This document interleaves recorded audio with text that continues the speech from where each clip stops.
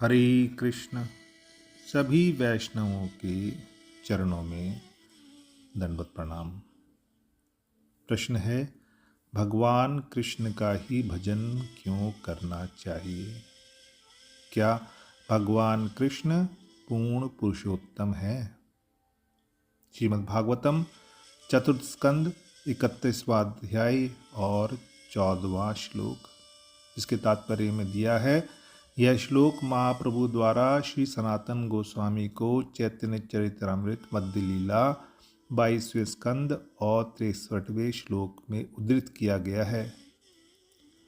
यथा तरोर्मूल निषेचनेन तर्पयन्ति तत्स्कंद भुजोपशाखाः प्राणोपहाराश्च यथेन्द्रियाणां तथैव सर्वहारान् मच्युतेज्यया। एक पेड़ की जड़ में पानी डालने से व्यक्ति अपने आप ही उसके तने, शाखाओं और टहनियों को संतुष्ट कर लेता है। इसी तरह पेट में भोजन पहुंचाने से जहाँ यह प्राण वायु को पोषित करता है, सभी इंद्रियों को संतुष्ट करता है।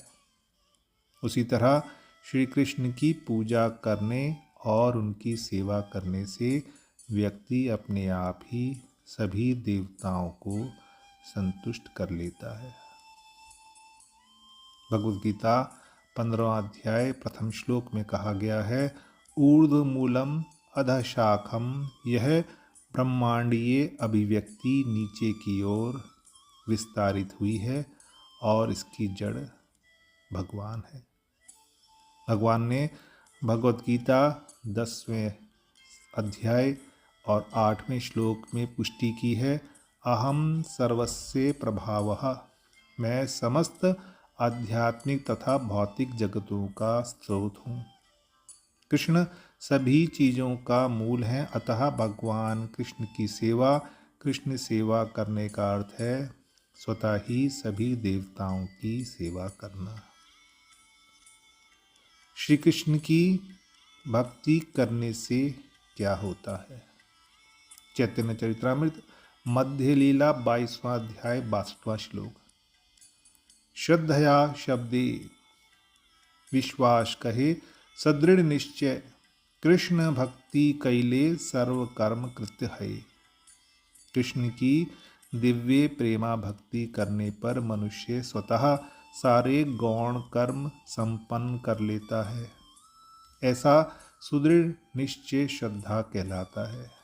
ऐसी श्रद्धा भक्तिमय सेवा को संपन्न करने के लिए अनुकूल सिद्ध होती है। दृढ़ विश्वास और आत्मविश्वास को श्रद्धा कहते हैं। जब कोई भगवान की भक्ति में लीन होता है तो उसे भौतिक जगत में अपने सभी उत्तरदायित्वों का निर्वाह करते हुए समझा जाना चाहिए। उसने अपने पूर्वजों, सामान्य जीवों और देवताओं को संतुष्ट कर लिया है और वह सभी उत्तरदायित्वों से मुक्त हो गया है। ऐसे व्यक्ति को अपने उत्तरदायित्वों को अलग से पूरा करने की आवश्यकता नहीं है, यह स्वतः ही हो जाता है। भागवतेर ई श्लोक पढ़ैला आपने अर्थ आस्वादिते सुखे करेन व्याख्याने। श्री चैतन्य महाप्रभु ने श्रीमद् भागवत का निम्नलिखित श्लोक स्वयं सुनाया और इसके अर्थ के आस्वादन के लिए वे स्वयं ही इसकी व्याख्या करने लगे। स्वयं तु आसमय अतिशयः त्रिअधीशः स्वराज्य लक्ष्मी आपत समस्त कामः बलिम हरिद्भिवः चिरलोकपालः किरीटकोटि ईडित पादपीठा। पूर्ण पुरुषोत्तम भगवान श्री कृष्ण तीनों लोकों तथा तीन प्रमुख देवताओं ब्रह्मा, विष्णु तथा शिव के स्वामी हैं। कोई ना तो उनके तुल्य है, ना उनसे बढ़कर है। उनकी सारी इच्छाएं उनकी आध्यात्मिक शक्ति द्वारा जो स्वराज्य लक्ष्मी के नाम से जानी जाती है। पूरी होती है। सारे लोगों के अधिष्ठाता देव पूजा के समय अपना अपना कर चुकाते हैं तथा भेंटें प्रदान करते समय अपने मुकुटों से भगवान के चरण कमलों का स्पर्श करते हैं। इस प्रकार वे उन भगवान की स्तुति करते हैं। परम ईश्वर कृष्ण स्वयं भगवान ताते बड़ तारसम कहे नाही आन। कृष्ण आदि पूर्ण पुरुषोत्तम भगवान है, अतएव वे सबसे महान है। ना तो कोई उनके बराबर है, ना कोई उनसे बढ़कर है। अर्थात भगवान कृष्ण के अंश से बलराम जी से चतुर्व्यूह रूप वासुदेव, संकर्षण, प्रद्युम्न, अनिरुद्ध, उन संकर्षण के अंश से नारायण से फिर चतुर्व्यूह रूप वासुदेव, संकर्षण, प्रद्युम्न, अनिरुद्ध, फिर उन संकर्षण से जो अवतार होते हैं उनमें से एक है भगवान विष्णु, फिर उनसे असंख्यों ब्रह्मा तथा शिव आदि जो अनेकों ब्रह्मांडों में स्थित हैं। तो मूल जो है वो है भगवान कृष्ण, सर्व कारण कारणम। श्री ब्रह्म संगीता पंचम अध्याय श्लोक संख्या प्रथम। ईश्वरः परम कृष्णः सच्चिदानंद विग्रह अनादि आदि गोविंदः सर्व कारण कारणम। कृष्ण जिन्हें गोविंदा के नाम से जाना जाता है वे परम देव हैं। उनका शाश्वत आनंदमय आध्यात्मिक शरीर है। वे सभी का मूल है, उनका कोई अन्य मूल नहीं है और वे सभी कारणों के मूल कारण है। श्री ब्रह्म संगीता पंचम अध्याय 39वां श्लोक। रामादि मूर्तयिषु कला नियमेन तिष्ठम नानावतारम अकरोद भुवनेषु किंतु कृष्णः स्वयं संभवत परमः पुमानयो गोविंद आदि पुरुषम तमहम भजामि। मैं आदि भगवान गोविंद की पूजा करता हूँ जिन्होंने स्वयं कृष्ण के रूप में स्वयं को प्रकट किया तथा संसार में राम, नरसिंह, वामन आदि विभिन्न अवतारों को अपने अंश के रूप में प्रकट किया। ब्रह्मा विष्णु हरि सृष्टि ईश्वर आज्ञाकारी कृष्णेड़ कृष्ण अधीश्वर। इस भौतिक सृष्टि के मुख्य अधिष्ठाता देव ब्रह्मा विष्णु शिव हैं, फिर भी वे केवल भगवान कृष्ण के आदेशों का पालन करते हैं क्योंकि कृष्ण उन सबके स्वामी हैं। ब्रह्म संगीता पंचम अध्याय 40वां श्लोक। मैं आदि भगवान गोविंद की पूजा करता हूँ जिनका तेज उपनिषदों में वर्णित अविभाज्य ब्रह्म का स्रोत है, जो सांसारिक ब्रह्मांड की महिमा की अनंतता से भिन्न होकर अविभाज्य अनंत असीम सत्य के रूप में प्रकट होते हैं।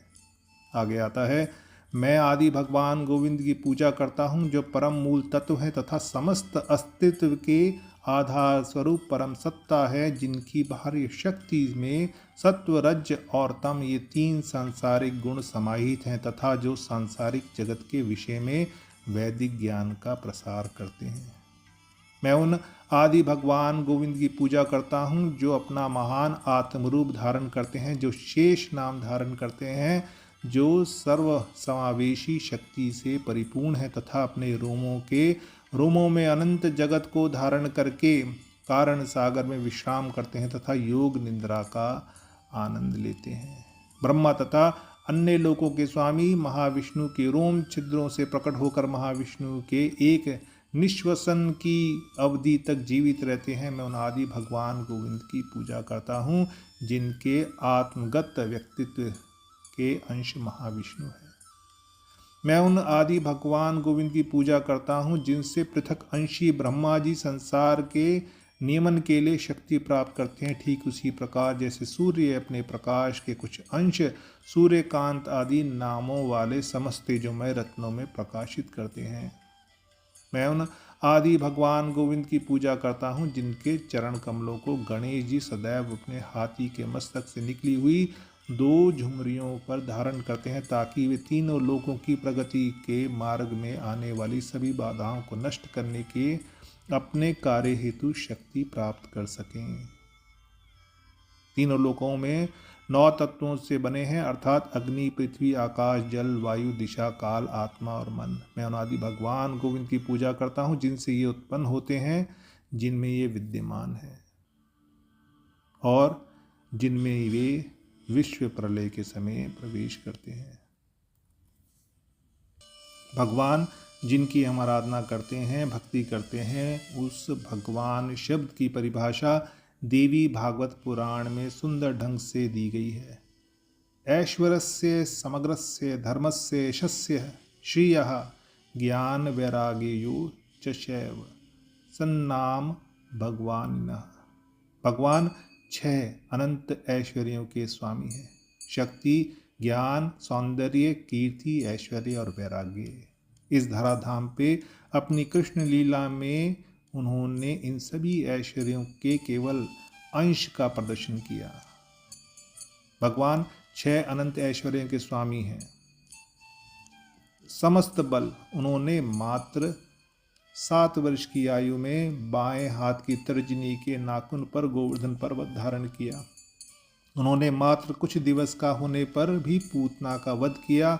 पूतना ही नहीं, 3 से 5 वर्ष की आयु तक उन्होंने अनेकों दानवों का अंत किया। वह कंस जिससे स्वयं इंद्रदेव हारे थे, उस कंस का अंत मात्र 12 वर्ष की आयु में किया।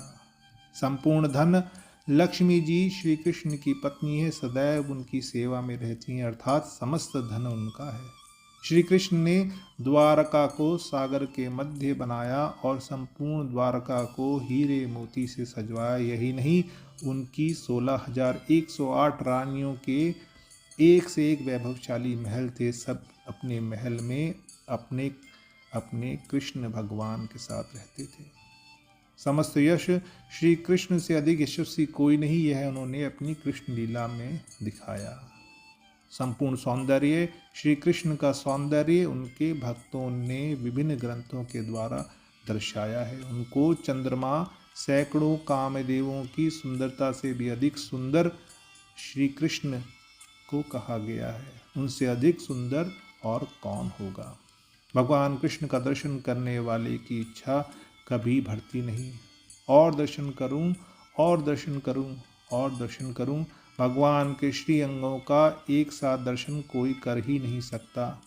अगर दृष्टि कहीं चरणों पर पड़ जाए तो वो इतना सुंदर दर्शन है कि वहाँ से उसकी दृष्टि हटेगी ही नहीं। फिर हाथ का, मुखमंडल का, नेत्रों का, होठों का आदि का दर्शन वह कब करेगा। संपूर्ण ज्ञान भगवान के पास संपूर्ण ज्ञान है। भगवान ने ही सृष्टि के प्रथम जीव ब्रह्मा को वेदों का ज्ञान दिया। गुरु परंपरा में भी हम स्मरण करते हैं, कृष्ण हते चतुर्मुख, हय कृष्ण सेवन मुख, ब्रह्मा हते नारदर्मति। भगवान कृष्ण से चतुर्मुख ब्रह्मा, ब्रह्मा से नारद। संपूर्ण त्याग श्री कृष्ण से बढ़कर कौन त्यागी है, जिन्होंने उन समस्त प्राण प्रिय व्रजवासियों को, अपनी गोपिकाओं को, अपनी यशोदा माँ को छोड़कर ब्रजभूमि त्याग कर अपने कर्तव्यों की पूर्ति हेतु मथुरा आए। परंतु हमारे गौड़ीय वैष्णवाचार्यों ने कृष्ण की स्वतंत्र आराधना की नहीं, अपितु राधा कृष्ण की संयुक्त रूप से पूजा का सिद्धांत दिया है। राधा कृष्ण एक आत्मा द्विदेधारी, अन्य विलसे रस आस्वादन करी। हमारे गौड़ीय वैष्णव आचार्यों ने कृष्ण की स्वतंत्र आराधना नहीं, अपितु राधा कृष्ण की संयुक्त पूजा को कहा है। राधा कोई अलग जीवात्मा नहीं है, ये कोई भगवान की परिकर नहीं है। राधा रानी भगवान की कोई सेविका नहीं है, भगवान कृष्ण ही है राधा रानी। केवल भगवान स्वयं को रसवादन करने के लिए अपने आप 2 रूप में हो गए। राधा रानी क्या है? कृष्ण प्राणये विकता। राधा रानी भगवान कृष्ण की आह्लादनी शक्ति है, प्रेम का विकार है। भगवान कृष्ण में जो प्रेम है, भक्त को अनुरंजन, मनोरंजन, भक्त को जो सुख देने की जो इच्छा है, भाव है, भगवान का जो प्रेम है, वो प्रेम का विकार वो राधा रानी है। राधिका हेन कृष्ण प्राण विकार, स्वरूप शक्ति आह्लादिनी नाम जाहा। वो स्वरूप शक्ति है, वो आह्लादनी शक्ति है और आह्लादनी कराए कृष्ण आनंद आस्वादन। आह्लादनी शक्ति भगवान कृष्ण को सुख देती है। हर एक तरह से भगवान को सुंदर सुंदर गान सुना के, नृत्य करके, संगीत सुना के, भगवान का श्रृंगार करके, भगवान के लिए तरह तरह के भोजन बना के, अर्थात भगवान को हर प्रकार से सुख वो आह्लादनी शक्ति करती है। कृष्ण के आह्लादेते ताते नाम आह्लादनी, वो भगवान कृष्ण को आनंद देती है, इसीलिए उसका नाम आह्लादनी है। भगवान कृष्ण की सेवा के लिए ही राधा रानी ने स्वयं को 3 प्रकार से बहु रूप में प्रकाशित किया।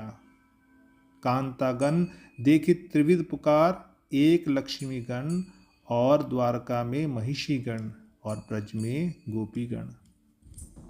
भगवान कृष्ण अलग अलग स्वरूप में अलग अलग लीलाएं करते हैं और राधा रानी उसी प्रकार से अपने को विस्तार करती हैं। बहु कांता विनाय नाहे रासेर उल्लास। वृंदावन में महारास करना है, बहुत सी कांता चाहिए, अकेले से होगा नहीं। तो राधा रानी ने स्वयं को ही उतने सारे गोपी रूप में विस्तार कर लिया। अते सर्व पूज्या परम देवता, सर्वपालिका, सर्व जगतेर माता। राधा रानी सबकी पूजनीय है, राधा रानी परम देवी हैं, सबकी पालनहार हैं, राधा रानी सब जगत की माता है। सर्वलक्ष्मी शब्द पूर्वे करिया छे बखान, सर्वलक्ष्मी गणे तीनों अधिष्ठान। समस्त लक्ष्मी गणों का अधिष्ठान राधा रानी है। किम माँ कांति शब्दे कृष्णेर सब इच्छा कहे, कृष्णे सकल इच्छा बांछा राधा ते ही रहे। भगवान की सारी इच्छाओं को पूर्ण करने वाली केवल राधा रानी है। राधा पूर्ण शक्ति, कृष्ण पूर्ण शक्तिमान, दुई वस्तु भेद नहीं शास्त्रे प्रमाण। भगवान कृष्ण पूर्ण शक्तिमान है और राधा रानी उनकी पूर्ण शक्ति है। कहते हैं मृग मद तार गंध जैछे अभिच्छेद, अग्नि जलाते नहीं जैछो कभू नहीं भेद। जैसे कस्तूरी मृग की गंध उससे अलग नहीं, चंदन की सुगंध चंदन से अलग नहीं, अग्नि की दाहिका शक्ति अग्नि से अलग नहीं, इसी प्रकार से राधा और कृष्ण में कोई अंतर नहीं है। कृष्ण ही राधा है और राधा ही कृष्ण है। जगत गुरु भक्त गुरु ठाकुर जी कहते हैं, आतप रहित सूरज नहीं मानी, राधा बिरह माधव नहीं जानी। जिस प्रकार से सूर्य को सूर्य के प्रकाश के बिना कोई सूर्य नहीं मानेगा, उसी प्रकार श्रीमती राधा रानी के बिना अकेले कृष्ण को नहीं मानना है। अकेले कृष्ण को नहीं मानना है, राधा के साथ कृष्ण को मानना है। अब प्रश्न यह है कि राधा रानी कृष्ण के लिए है क्या?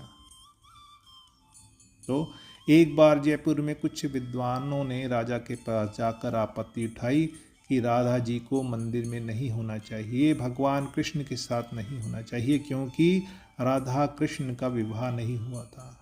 रुक्मणी कृष्ण हो सकते हैं परंतु राधा कृष्ण नहीं हो सकते। वृंदावन तक ये समाचार पहुंच गया। उस समय विश्वनाथ चक्रवर्ती ठाकुर बहुत वयोवृद्ध हो चुके थे। उन्होंने बलदेव विद्याभूषण जी से जाने को कहा। बलदेव विद्याभूषण जी राजा से जाकर मिले। राजा के परिचय पूछने पर उन्होंने बताया कि मैं गौड़ीय संप्रदाय का अनुयायी हूँ। राजा के यहाँ उनके संप्रदाय को नकार दिया गया क्योंकि गौड़ीय वैष्णव संप्रदाय का कोई वेदांत भाष्य नहीं है। बलदेव विद्याभूषण जी ने तर्क दिया कि भागवत अकृत्रिम भाष्य है और हम लोग उसको भी मानते हैं। बलदेव विद्याभूषण जी को वहाँ से वापस भेज दिया गया। उनको 7 दिन का समय दिया गया। बलदेव विद्याभूषण जी ने कहा ठीक है, ठाकुर जी करें तो 7 दिन में हो जाएगा। बलदेव विद्याभूषण जी ने भगवान का एकदम स्मरण किया, प्रभु तुम्हें राधा चाहिए या नहीं चाहिए यह मुझे बताओ। जो तो तुम्हें राधा चाहिए तो मेरे हृदय में आ जाओ, आके बैठ जाओ, मेरी लेखनी में बैठ जाओ, नहीं तो तुम्हें राधा नहीं मिलेगी।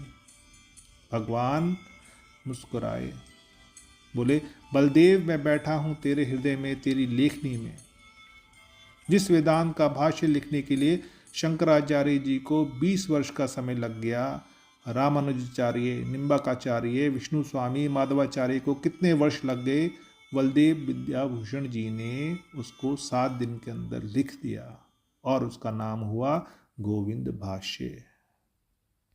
यह है भगवान कृष्ण के लिए राधा रानी की महिमा, उनका प्रेम, उनका महत्व। मृग मत तार गंध चय छा विच्छेद, अग्नि जलाते जय छे कभू नाही भेद। राधा रानी कृष्ण एक वस्तु हैं, एक तत्व हैं। बेनु करा विगलितम पतितम शिखंडम भ्रष्ट नच पीत वसनम ब्रजराज सुनु। राधा जी के सौंदर्य में, माधुरी में भगवान ऐसे मुग्ध हो जाते हैं, इतने मुग्ध हो जाते हैं कि भगवान सुध बुध खो बैठते हैं। बेनु करा निम्बादितम खलितम शिखंडम, हाथ से बंसी गिर जाती है, कई बार माथे से मुकुट गिर जाता है, सुध बुध खो जाती है। भ्रष्ट नच पीत वसनम ब्रजराज सुनु, ऐसी राधा जी की महिमा है। यह ललित माधव नाटक है। एक बार की घटना है। भगवान कृष्ण मथुरा में हैं, जैसे व्रज में भगवान के व्रजवासी जन, गोपी जन कृष्ण विरह में जिस प्रकार से दुखी हो रहे थे, मथित हो रहे थे, परेशान हो रहे थे, सुध बुध खोए हुए थे और उन्हें बहुत पीड़ा हो रही थी, ज्वाला हो रही थी। पीड़ा भी कैसी, नवकाल कटु कटुता गर्वास निर्वासनो। इतनी पीड़ा, भगवान कृष्ण के विरह में इतनी पीड़ा हो रही थी कि जैसे नवकाल कुटु, किसी को विष खिला दिया जाए, विष खाने पर जितनी ज्वाला पैदा होती है उससे भी भयंकर ज्वाला, उससे भी कई गुना अधिक ज्वाला उनको कृष्ण विरह में पैदा हो गई। जिस प्रकार व्रजवासियों को, उसी प्रकार भगवान कृष्ण को भी ब्रजवासियों के लिए, गोपी जनों के लिए पीड़ा थी। एक बार तो भगवान अपनी सुध-बुद्धि खो बैठे। कई दिनों तक भगवान को सुध नहीं आई। सब मथुरावासी बहुत परेशान थे कि क्या किया जाए। नारद जी ने देखा तो शीघ्रता से दौड़े आए। नारद जी ने ब्रजवासियों से परिचय किया, उनको सब स्थिति बताई। उन्होंने एक नाटक रचा जिसमें साथ देने के लिए सब ब्रजवासी गण सहमत हो गए। ऐसे भगवान कृष्ण होंगे, साथ में ग्वाल बाल ऐसे ऐसे जाएंगे, इधर वृंदावन होगा, इधर गोवर्धन आदि होगा। सबको लेकर नारद जी मथुरा में आए। नारद जी ने विशाल रंगमंच तैयार किया। मथुरा में प्रचार हो गया, कृष्ण लीला अभिनय होगा। राधा जी का अभिसार नाम का एक अभिनय हुआ। उस अभिनय में सब मथुरावासी आए और भगवान कृष्ण जो कई दिन से सुध-बुध खोए हुए थे, उनको उठा के लाया गया। सूत्रधार के उद्घोष के साथ पर्दा खुला। पर्दा खुलते ही मनोहर दृश्य दृष्टिगोचर हुआ। वृंदावन, गोवर्धन उसी तरह से झरने फूल लगे हुए हैं, हरियाली एकदम जैसे वृंदावन। उसके बाद भगवान कृष्ण राधा जी को बुलाने के लिए, राधा जी से मिलने के लिए चल कर आ रहे हैं बंसी बजाते हुए। जिनको कृष्ण सजाया गया था, बहुत सुंदर तरीके के साथ सजाया हुआ था, और नट जिसे कृष्ण सजाया गया था, बंसी बजाते हुए उसी प्रकार श्री कृष्ण की तरह चलकर आने लगा। वंशी ध्वनि सुनते ही भगवान कृष्ण को थोड़ा सा होश सा आया। उनको वृंदावन, यमुना, गोवर्धन का दृश्य दिखा और उनके बीच श्री कृष्ण। जैसे ही कृष्ण को देखा, देखते ही इधर भगवान कृष्ण दौड़ गए। मेरे प्रियतम, मेरे प्रियतम, मेरे प्रियतम करते करते भगवान कृष्ण दौड़ पड़े। नारद जी, उद्धव जी ने भगवान को रोका, प्रभु कहाँ जा रहे हो?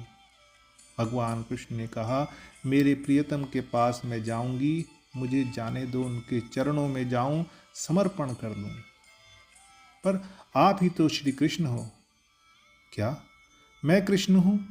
भगवान कृष्ण कहते हैं, उद्धव, अपरिकलित पूर्व कस चमत्कारकारी सुरति मम गई नाने सुमाधुर्य पुर। यह अपरिकलित पूर्व है, ऐसा कभी देखा नहीं, इतना सुंदर, इतना सुंदर।